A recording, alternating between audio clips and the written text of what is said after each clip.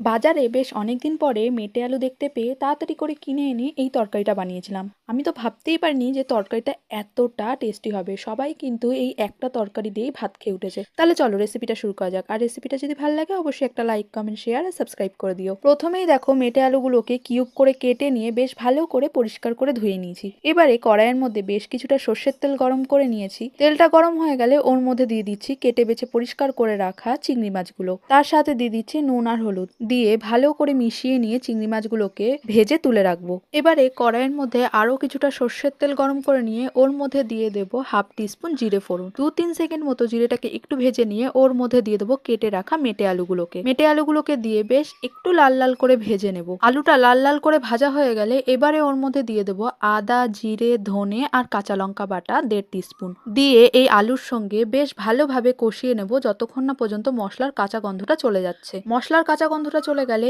এর মধ্যে দিয়ে দেবো 1 টিস্পুন হলুদ গুঁড়ো, 1 টিস্পুন লঙ্কা গুঁড়ো, স্বাদ মতো নুন দিয়ে আবারও মশলাটাকে বেশ ভালোভাবে কষিয়ে নেব যতক্ষণ না পর্যন্ত মশলা থেকে তেলটা ছেড়ে আসছে আর মশলাটা এই মেটে আলুর গায়ের মধ্যে পুরোপুরি লেগে যাচ্ছে।